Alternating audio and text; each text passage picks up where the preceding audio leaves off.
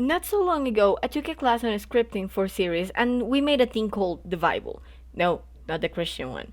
And Story Bible. The Bible ensures consistency in your narrative. It's a document where you keep all the rules, characteristics, history, and peculiarities of your world. It helps you keep track of every detail on your story and make sure you're not breaking any rules you set for yourself. Hello, I'm Valkyria. I love writing and I've been studying a lot for the last years. So today I want to share with you something that I believe it's useful not only for writing series but also in general. Any kind of story can benefit from a Bible. Even if you're not writing a fantasy story, it's extremely useful to have a Bible. It can give you an easier guide on the relationships between characters, the hierarchy of the organization, the landmarks that matter to the story, even if it's set in a real world. But if you're going to make a book and if you're writing a comic, a multi chapter, probably very long comic, these techniques, I'm pretty sure they are gonna help you. If you come from the future, check the link that's gonna appear in the screen right now, and I'll be giving you some advice on creating multi chapter stuff. With the Bible, we ensure that the rules are the same in each chapter and that it makes sense overall.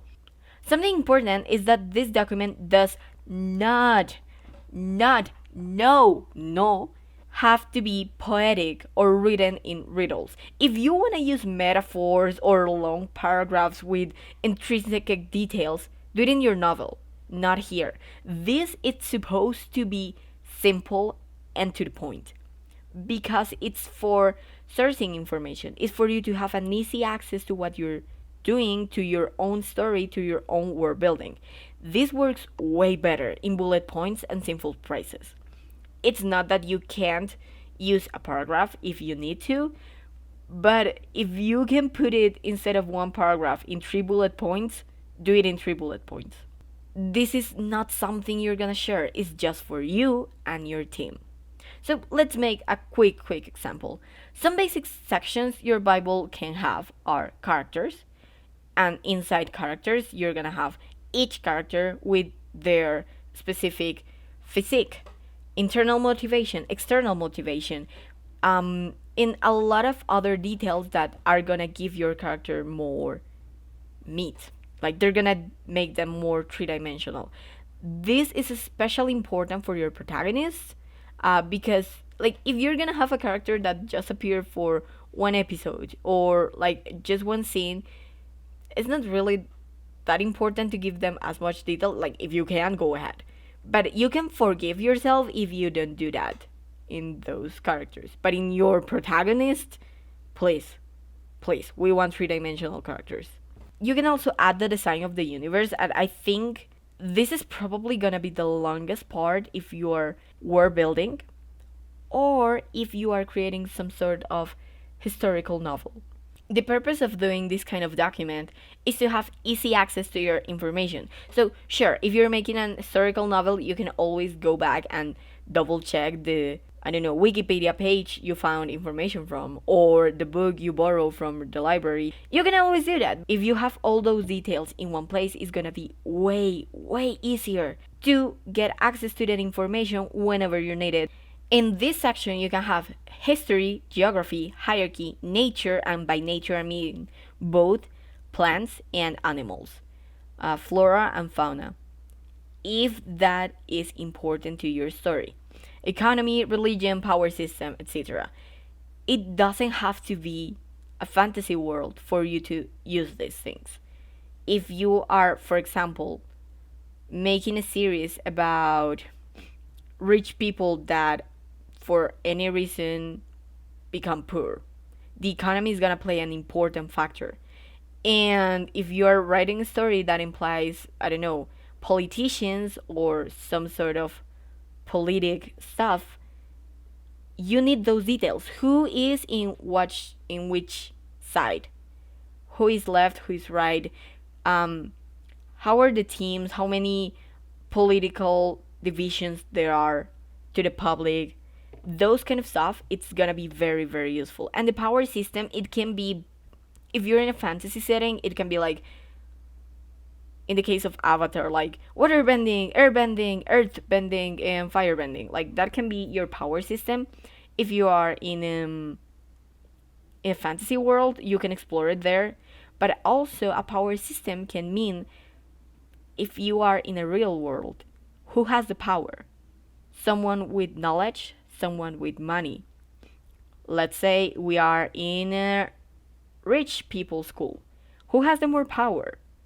The one that has, the one whose father is CEO of the biggest company of the world, or the one that has found his way of making everyone believe he's rich, even if he's not. Or maybe is the most sociable person. You can write their power systems that are more based on social rules and perceptions than magic. This is a tool you should use the way it benefits you the most, because it's gonna be for you.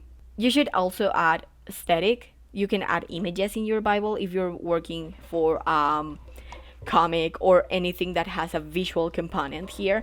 And I would like to say that you can also add, if let's say you're writing a novel and you're writing a novel that's going to have multiple point of views, and you want one character to be like super sarcastic and playful and make comments inside his own head when you're talking from their perspective, and then you have another one that uses very formal language, and probably you can imagine him having a more British accent, and probably he's gonna be using more refined words and thinking things through before speaking, so you can see his train of thought that is way more calculated than the other one.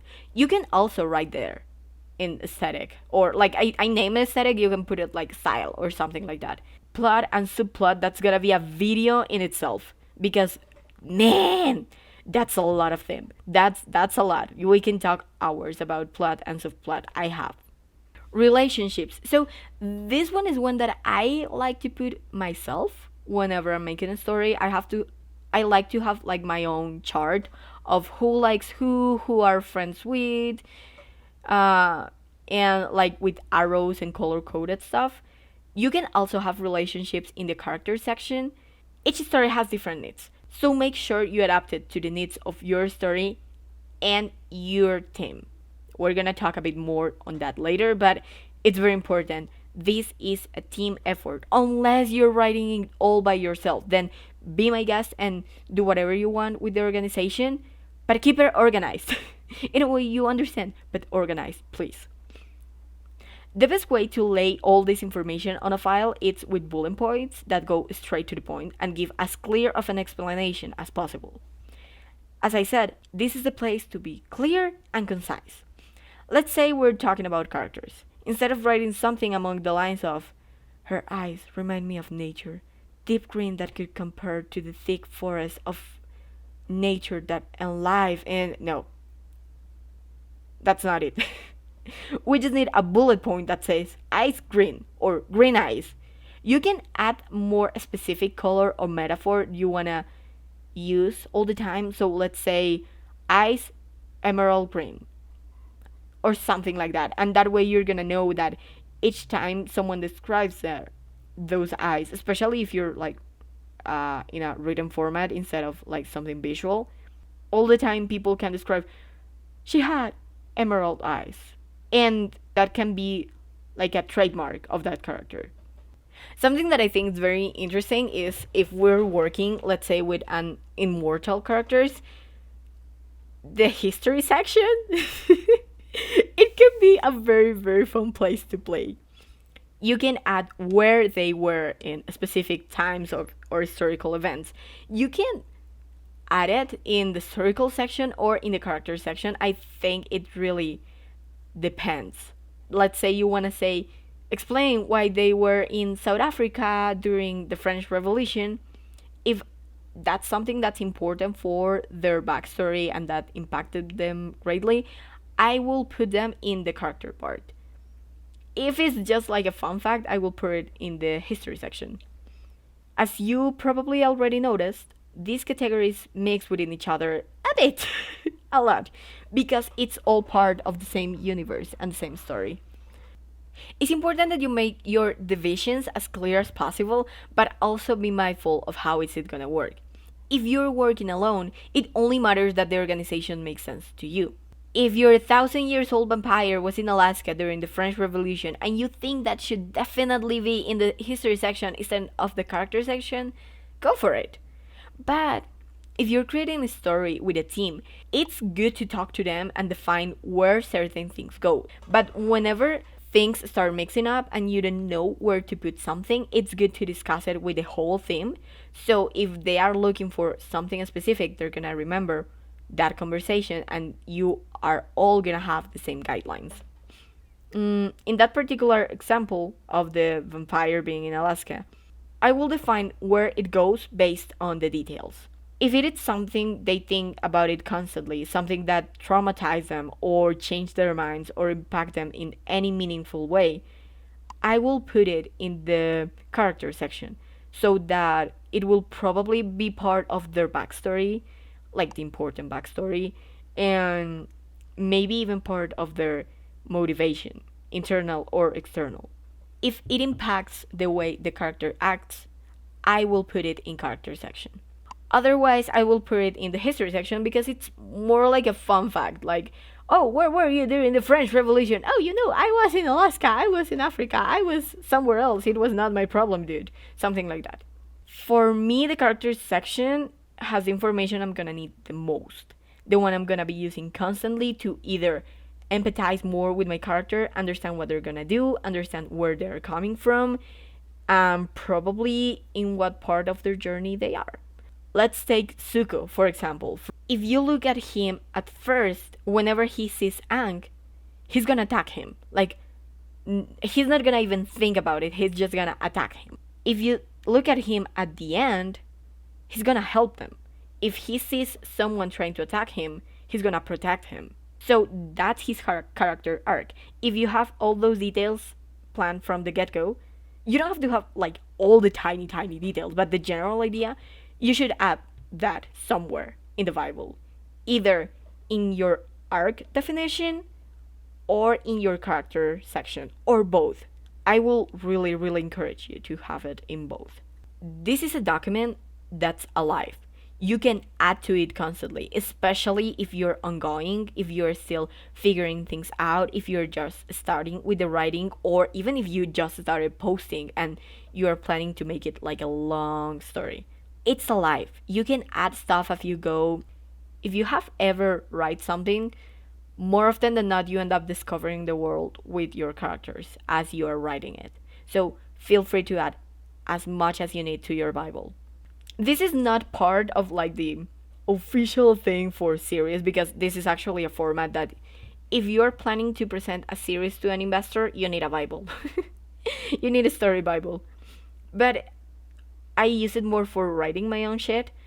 So if like a section I add that it's totally not official, it's random scenes that are more a me thing. That's not a standard.